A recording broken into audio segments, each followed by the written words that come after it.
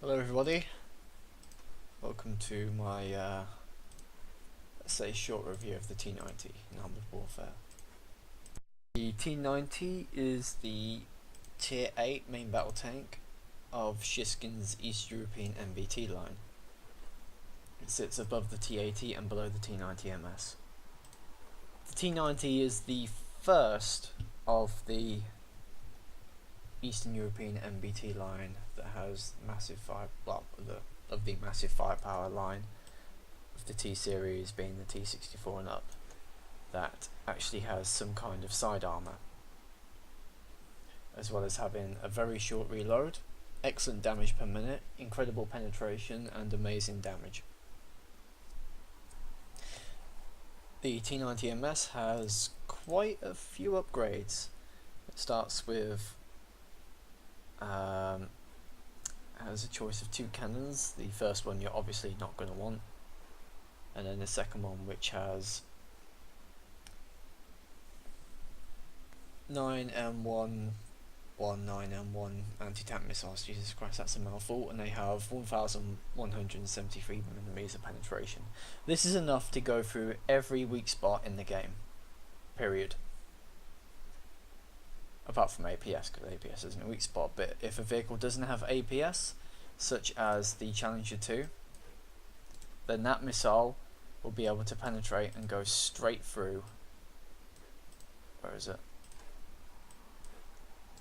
Then said T-90 MS missile will go straight through and hit that weak spot. The penetration on the missile is also enough to be able to penetrate several lower tier MBTs as well, such as the lower plate on the M1 Abrams. Let me get this up. There we go. Such as the lower plate and turret of the M1 Abrams, and its high damage per shot, meaning that you'll kill them in about 3 missiles or less. Its high damage also makes it an absolute monster to AFVs. Let me look at the BMP3. The only one of which has 1 APS. As I was saying, out of all the tier 8 MBTs, it has the highest damage and the highest penetration. It probably also has the second highest DPM. So, the Top Gun does 645 damage and 600mm of penetration. The Type 98 does less damage and less penetration, but only by a little bit. But the penetration is what makes it special, having 50 more penetration than the Type 98.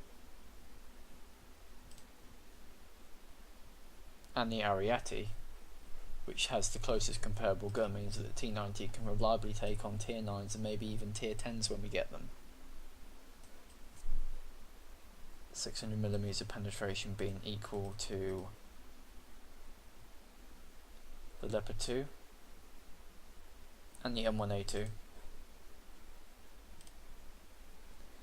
It has slightly less DPM than the M1A1, which has 6054. It has 300 less. Significantly more DPM than the Type 98. Almost 2000 more than the Leopard 2A5. And a hell of a lot more than the Ariete.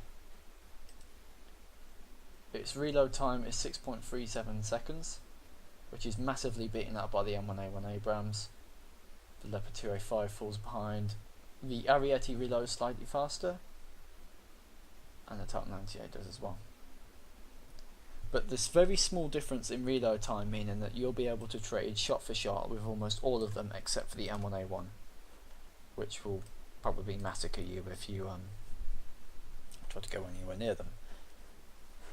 Let's have a look at those armor stats.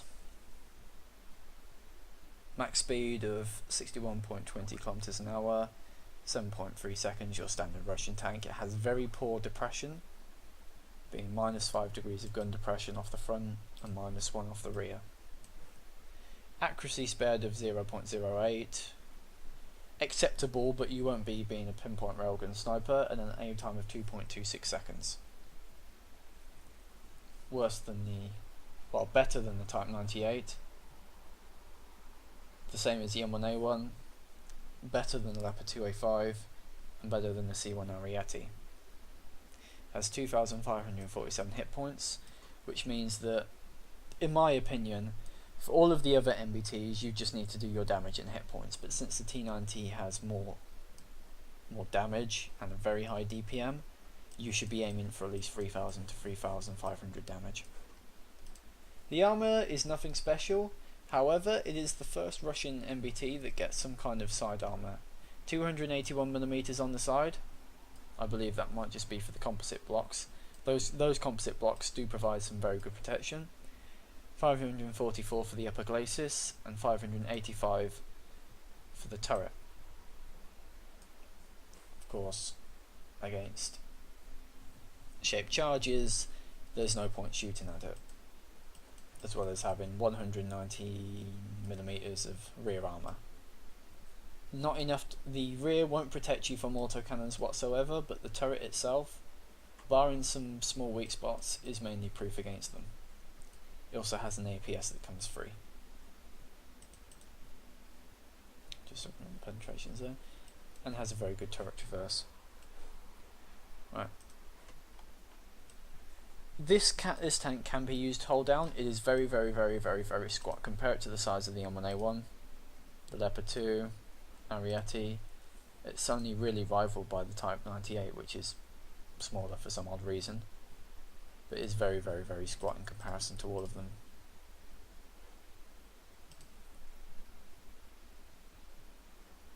Let me just try to find out where it is. There we go, Roughneck. And I want to record matches, of course. I did about 4,500 damage in this game. I had to fail platoons since, unfortunately, Colbat did not have a tier 8 or a tier 7. This game was a pretty close matchup, with us having more heavily armoured MBTs being the Arietes. Weaker tank destroyers, better recon vehicles being those BMDs, and of course having that tier 6, which didn't really do any favours. The other team having better tier 7 tank destroyers, of course having the best tier 7 MBT in the game as well. Should speed this up a little bit. So initially I really did not want to go into the refinery, which is that bit over there.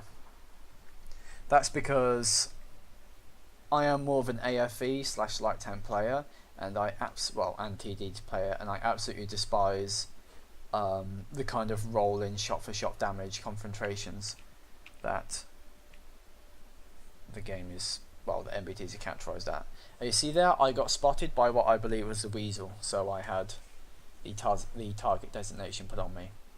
I'm going up this way because I figured that since we were having so many light forces going up here, I might as well go here to kind of be as a force effective multiplier. And you see me here, I'm not actually using the BMD4 for cover, I'm just trying to use his view range, because this tank's view range is absolutely terrible. It is blind as a bat. And of course there's my friend over there, Colbat, trying to figure out what he's doing. This initial bit goes a little slow. Let's just speed it up. There's a T-80 and a Stingray 2 facing, and one of them is going to get a very annoying idea. I missed my first shot.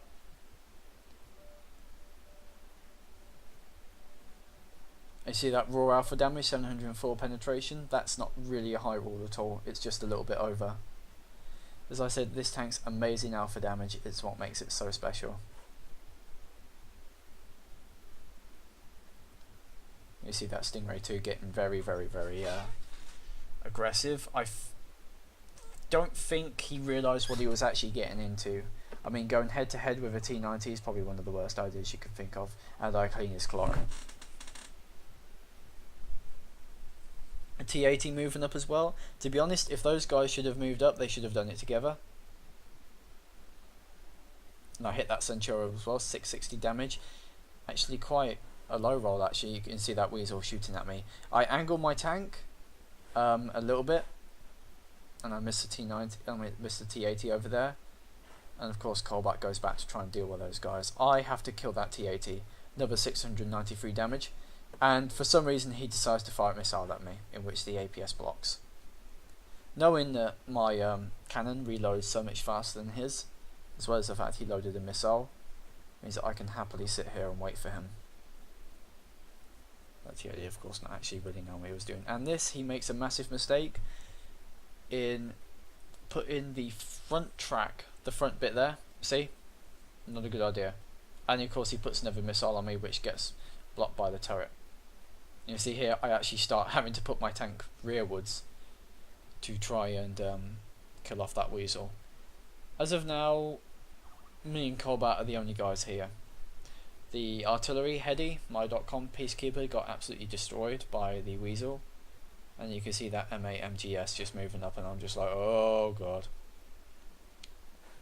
As you can see, the rear of the tank, the rear of the hull is actually quite weak, but the front of it is probably where the 300 to 400 millimeters of effective armor is. Ouch! And you can see I got taken out here, so I'm just like, go, go, go, kill it, kill it, kill it. That T-90, of course, firing that, and I bounce on him, but I absolutely know I can beat his reload. So I go full MBT mode, leave him on 1 hit point. I'm very confident I could have killed him here, but of course that Centauro decided to clean my clock. And of course I got hit by the artillery as well. Should I have gone to the refinery? Maybe. But if I wasn't there, then a Stingray 2 and that T-80 with full health would have gotten through. Meaning that our Leopard 2s and our MA MGSs probably wouldn't have been able to deal with these guys. As you can see, we saw them for a very long time. I'm not actually sure what happened to this battle. I believe we won, but yeah. The damage I did was more than enough. 4,500, that's quite a good game. Anyway, that's the T-90 review going up. Solid tank. Significantly weaker than the rest. Well, just as strong as the rest, but also quite weaker in terms of weak spots. The weak spots being this bit here, which can be penetrated by any cannon firing gun, and the driver's hatch there, which when hit gives a critical damage. Which means that if another T-90 fires his, I don't know what hits hardest. So if another T-90 fires his heat shell or his anti-tank missile through there, you are going to lose half your hit points. Apart from that, there's no other weak spots, apart from the fact that this bit of the tank, well, this bit of the side armour is the most heavy, and this bit, of course, can be penetrated. I don't know if you've seen that weasel, but when he was shooting there, it was all bounces, and when he was shooting there, it was all penetrations. Anyway, that's it for the T-90, and hope to see you next time. Take care, guys.